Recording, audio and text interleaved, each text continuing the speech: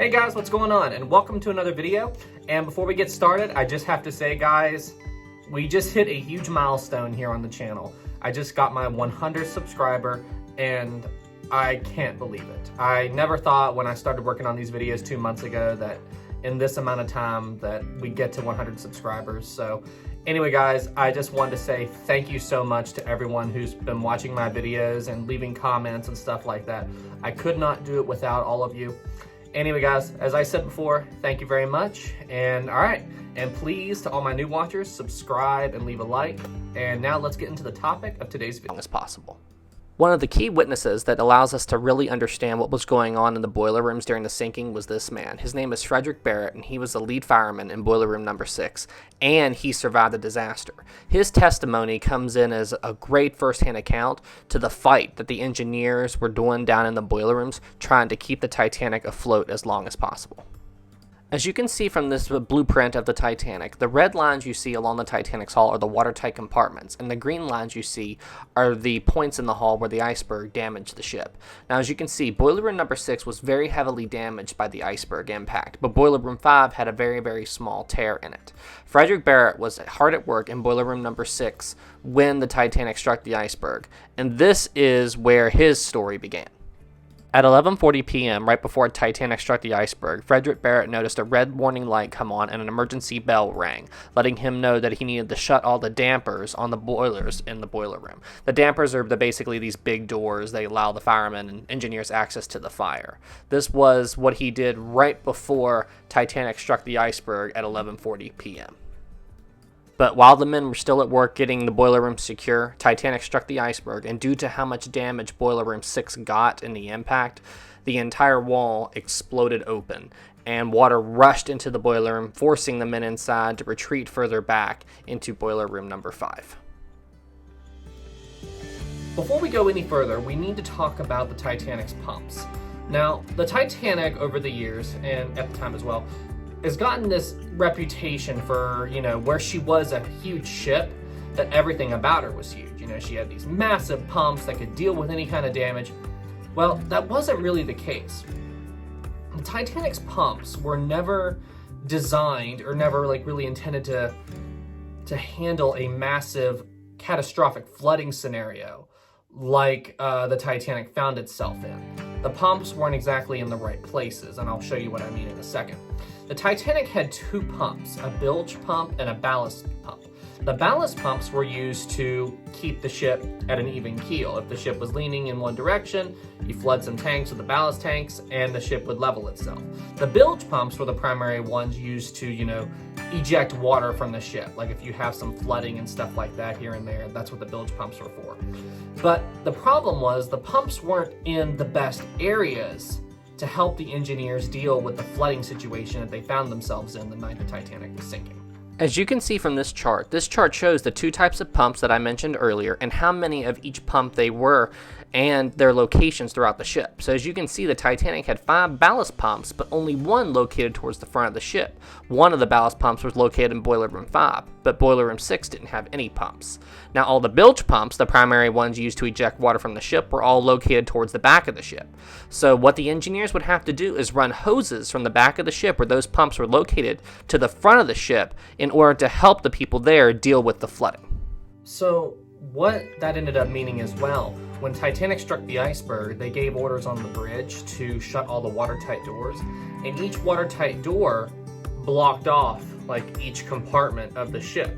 So towards the aft end of the ship, where all those pumps were, the engineers in there, in order to help the flooding, they would actually have to go through and manually open up each watertight door. The bridge couldn't flick a switch and open up all the doors themselves. Each door had to be opened up manually by a man using a lever and cranking the doors open bit by bit.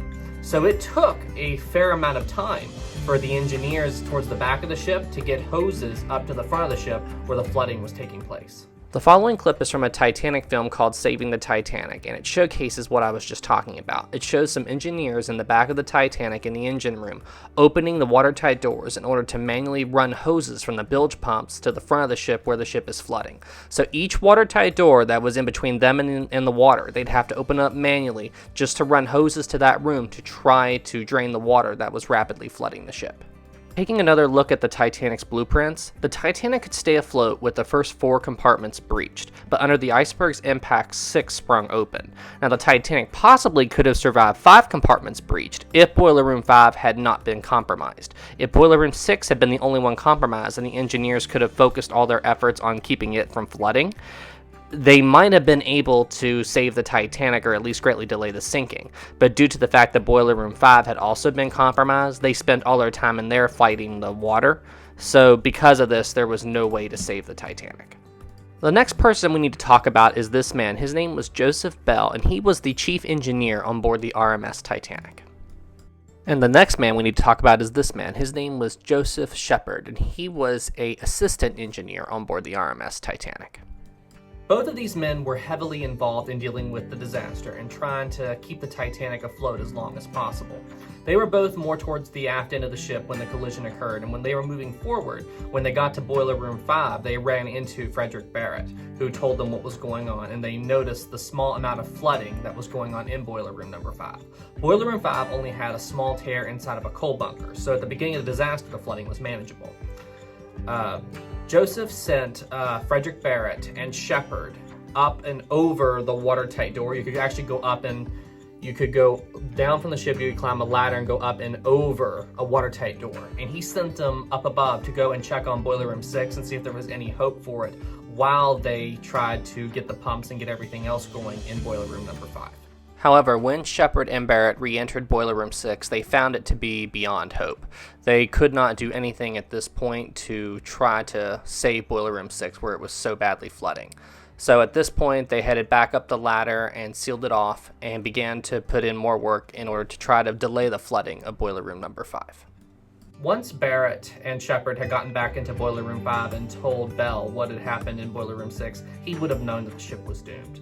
So his attention at that point would have been, instead of saving Titanic, let's just try to delay her sinking and keep her afloat as long as possible. So at that point, they would have really began to operate the ballast pump, the pump that they had immediate access to in Boiler Room 5, which was built into the floor of the Titanic. So it was a plate in the floor of the boiler room. That's where the ballast pump was. And they would just have been doing everything they could to delay the flooding of Boiler Room 5 for as long as possible. And another thing they needed steam. They needed steam to keep the pumps running, to keep the power going, and to do everything they could to make sure as many people evacuated as long as possible. Now, Bell didn't order the men to stay down there. A lot of them were released. He offered them a choice. You know, you could go up top and try to save yourselves or stay down there with him to try to keep the ship afloat as long as possible. And Frederick Barrett ended up staying for a while. Him and Shepard began to work on getting the ballast pumps online. Now, the ballast pump was built into the floor, as I said, and it was like a plate that was on the ground, and they'd have to lift up a big metal door and run the hoses in there to turn that on. However, when they did that, an accident occurred. At this point in the sinking, the water was about ankle deep in Boiler Room number 5, and Barrett and the men in there opened up the covering on the pump in order for them to run the hoses and to try to drain the water inside of the boiler room. However, Shepard didn't notice the opening where the pump was, and his foot went right into it, and he ended up breaking his leg. They did what they could to save him, and they did manage to pull him out and try to set his leg, but this injury would later prove fatal when the boiler room ended up flooding. With all the pumps and everything running inside of the boiler room, it actually looked like they were succeeding in keeping the water at bay, and they might even be able to delay the sinking. However, the illusion of them winning in the boiler room was fading. You see, in Boiler Room 5, the iceberg had opened up a hole inside of the coal bunker. It was a very, very thin sheet of metal that went up the entire wall of the ship. It was just made for holding back coal. The iceberg had breached the watertight compartment. This coal bunker wasn't designed to hold back water. It was just designed to hold back coal, and the water was escaping through the coal bunker door slowly. Slowly enough that with the pumps and everything going on, they were actually able to keep the flooding at bay. So once they got all the pumps and everything going, they actually succeeded in completely drying out the room. But as I said, it was an illusion. Inside of that coal bunker, the water was building up more and more and more. And it was only a matter of time before the thin metal of that coal bunker gave way and the entire room flooded. The following clip is from a Titanic film called What Sank the Titanic, and it showcases the final moments of Boiler Room 5. You notice that the boiler room is more or less dry, and the men are listening to the wall because they're hearing some strange sounds coming from it. And it is the water pressure inside of the coal bunker building up and causing the wall to bulge due to all the pressure of the water on the other side. At this point, the boiler room is doomed, and the wall is about to give way. And as soon as it does, all the water comes rushing in, and Boiler Room 5 is lost. When the wall of the coal bunker caved in Boiler Room 5 and the men tried to evacuate, that was it for that room. They tried to go back and recover Shepard, who had broken his leg, but they couldn't get to him at that point.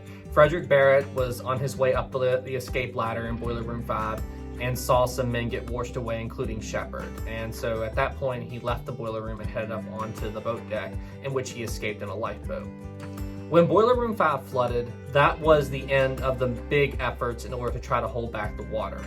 Now, I'm not saying they abandoned all efforts to keep the Titanic afloat at that point. They didn't. You know, the pumps were still running in the back boiler rooms and everything. They did everything they could to hold back the water for as long as possible. But Boiler Room 5 was the front line. It was the main point in which, if they could hold back the water at that point, they could delay the sinking for a huge amount of time, which is what they were trying to do.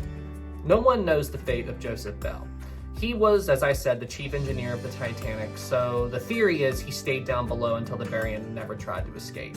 Since some of the electricians and stuff were still in the engine room up to the very end, I think he was probably in there. You know, because people say that the Titanic's lights stayed on until moments before the end. Even after Titanic broke in two, the emergency generator kicked in and lights here and there were still on even after the breakup. So I think that Joseph Bell was probably in the engine room, doing his duty to the very end, just doing everything he could to try to keep the power and keep the ship alive for just a little bit longer. Anyway, guys, thank you so much for watching this video. I really appreciate it, and I hope you found it interesting and learned something. And once again, I would just like to thank you all for everything you've done to help out my channel. I love reading the comments, and thank you to all of my subscribers. I still can't believe I hit 100. It's mind-blowing. Anyway, I want to wish you all a very Merry Christmas and a Happy New Year, and I hope you all have a great holiday. Anyway, guys, thank you so much for watching, and I will see you in the next video.